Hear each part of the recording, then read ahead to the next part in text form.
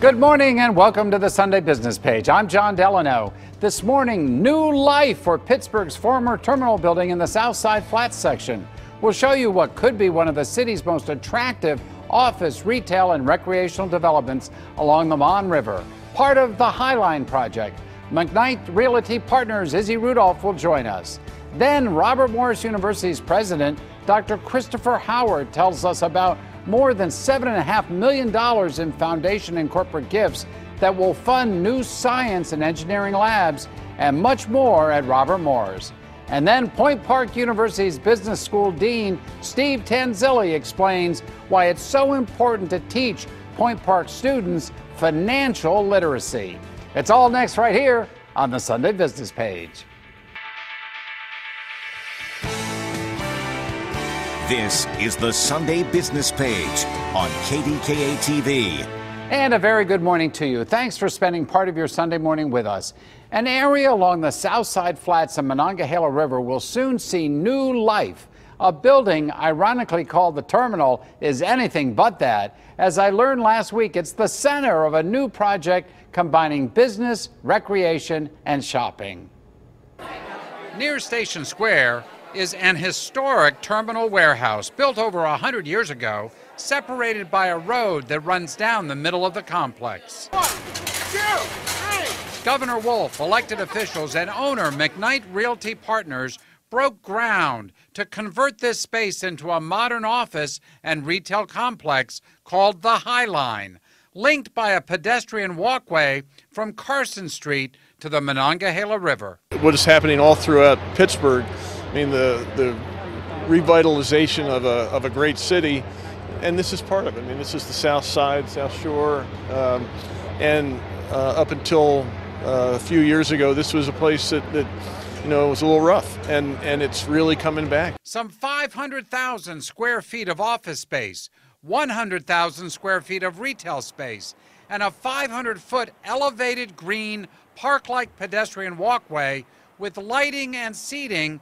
down to the river. This end of the pedestrian walkway will be 2 staircases on either side and an elevator, taking pedestrians right down to the waterfront.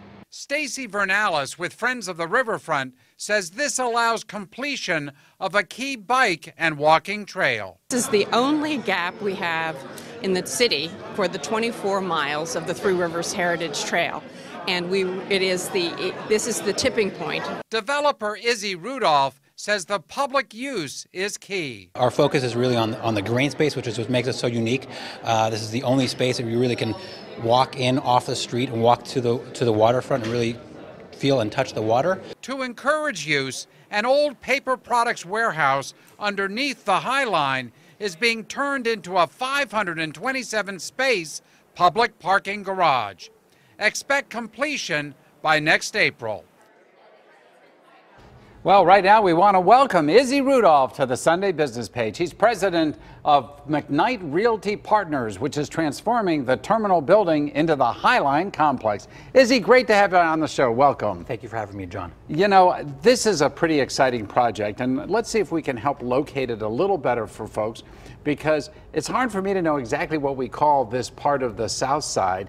It's really right near Station Square, just a block or 2 from Station Square. Is that right? It's really below the Liberty Bridge, right beneath it, between Liberty and 10th Street Bridge.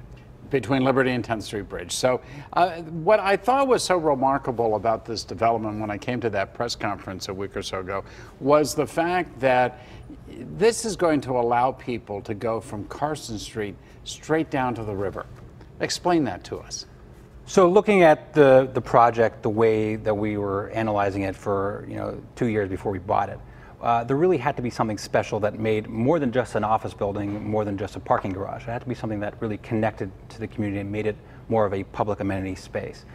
And we came up with the concept of really taking what was a parking road. It was an awkward turnaround, an awkward 30-space road that ends at the waterfront, and turning that into a true gem of the South Side, where there's not that much event space, there's not that much recreational space.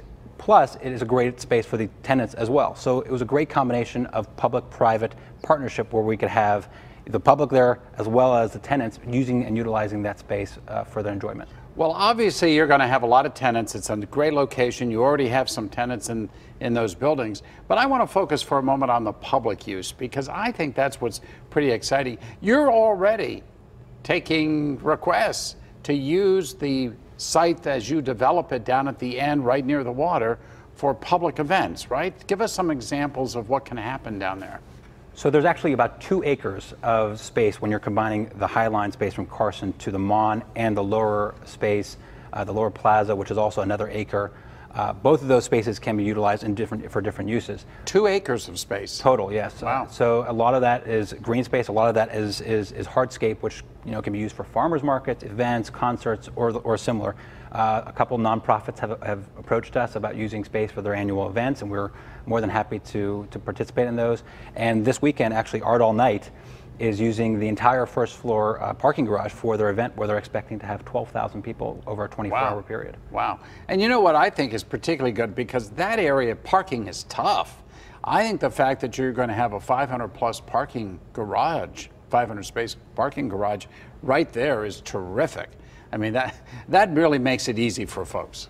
Yeah, parking is a challenge no matter where you go, and it's not getting any better. We took really what was space that was unused for anything else. It was warehouse space, but doesn't have all that much natural light, and are getting over 500 self-park, unattended cars underneath that space, so you can actually park underneath your desk. So we're very excited about that. Yeah, I mean, that'll be good for the tenants, but it'll also be good for folks who want to come and use the land, as you're saying. Now, you're going to actually be able to get right down to the river itself? Yeah, so this is actually the building that sits on the Mon is part of this project. We call it the powerhouse because historically that's where the power was created for the complex. And that building is one of the few, if not the only building in the south side that actually sits on the waterfront.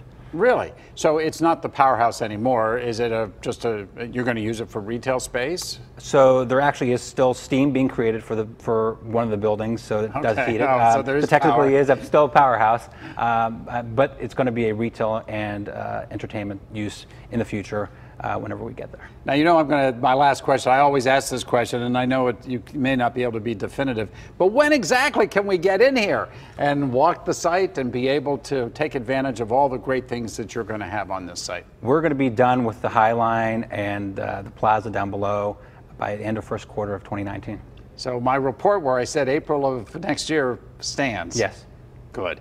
Well, Izzy Rudolph, it's a great pleasure to have you on the show. Thank you for all you do for Pittsburgh. It's appreciated, and we appreciate you coming on today. Thank you for having me. Thank you again. When the Sunday Business Page continues, Robert Morris University receives a big financial boost to fund new science and engineering labs and community engagement. Dr. Chris Howard, Robert Morris University's president, will give us the details. Stick with us.